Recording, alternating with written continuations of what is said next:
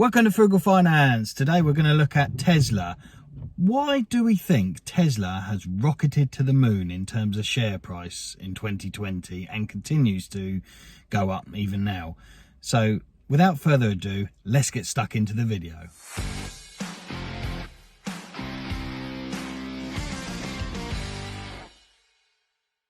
So why has Tesla gone up so much? Well, the reality is for a long time, the share price stuck at around about $50 per share. That really has been that way since about 2014, maybe prior to that, to be honest. And it kind of went along at a very level playing field right up really until the tail end of 2019. So what actually happened at that time? What made Tesla go from one extreme to another?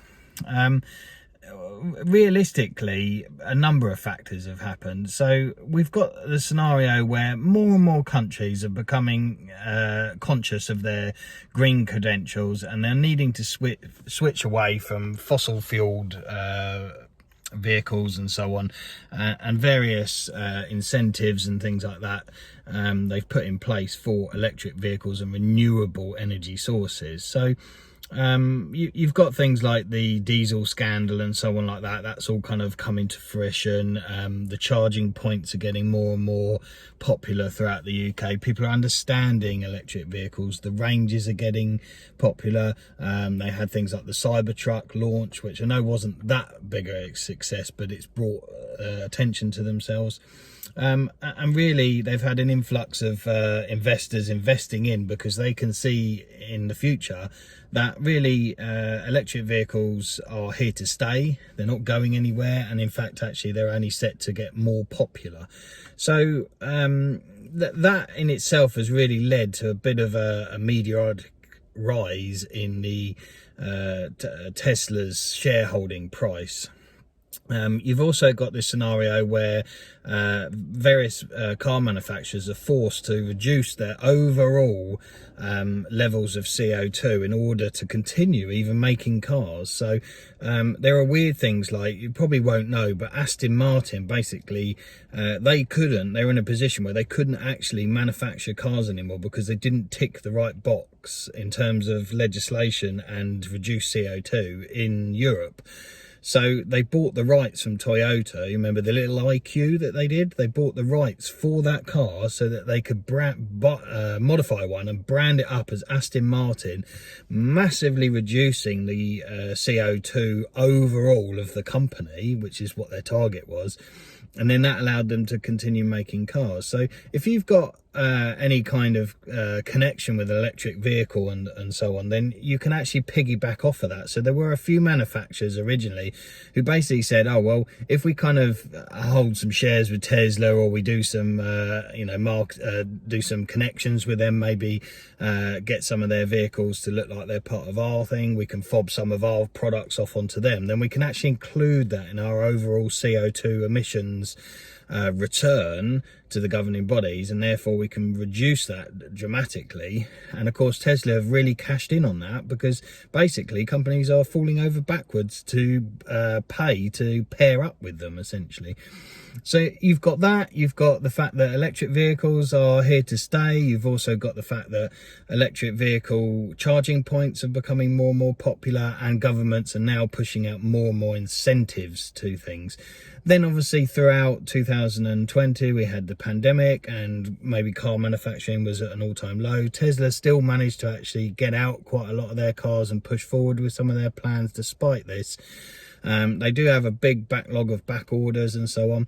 Obviously Model 3 has become very popular because it's actually a kind of low entry level priced car. It's got some really rave reviews in terms of acceleration and so on, and all of that has kind of ridden over this sort of only black cloud of Tesla, which is the build quality. I think people have kind of put that aside, that it's 85% okay, and it might be very expensive, but I feel like I want to buy into this, and it sort of makes you feel like you're an early adopter, so you're one of the first, but actually it has been around for a while. So yeah, I think those are some of the reasons why Tesla has increased so much. Whether it will continue from here on in, I don't know. I mean, obviously you've got lots of competitors coming along the way.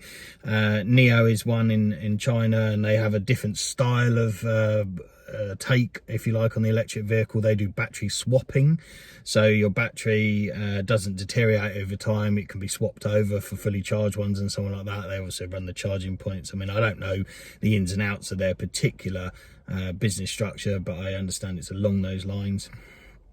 So when they start to come to Europe, they might become more popular. So that's a competitor to Tesla, obviously.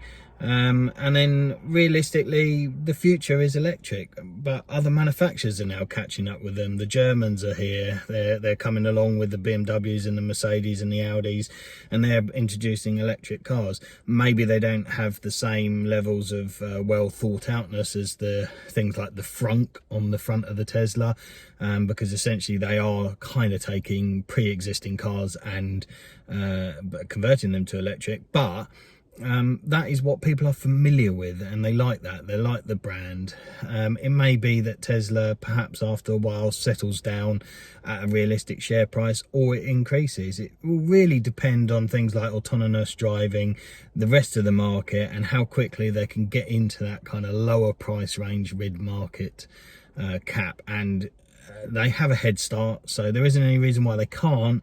It'll be really down to if they can. So if you like this video, please do subscribe, like the channel, like the video, check out some of the other videos. I've done some on Tesla if you like Tesla.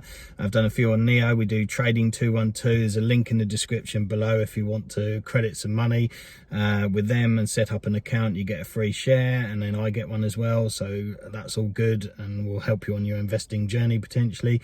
There are other videos as well. We cover a multitude of topics, generally to do with personal finance, but there are some things to do with leasehold and stuff, and buy-to-let investments and things. So again, kind of personal finance, but a multitude of other videos. So if you want to check those out, they're all in the playlists. And if you could leave a comment below, subscribe, share the video, smash the like button, all those sort of YouTube algorithm-y things, that helps the video get out to other people, and it really does do me a favor in growing the channel and getting the messages out to everybody. So sorry that this is another one from the inside of the car, bit impromptu video, but it is what it is in these strange times at the moment. This is one of my rare trips outside the house for an essential work related thing. So yeah, here's what it is. Everybody stay safe, and I'll see you next time.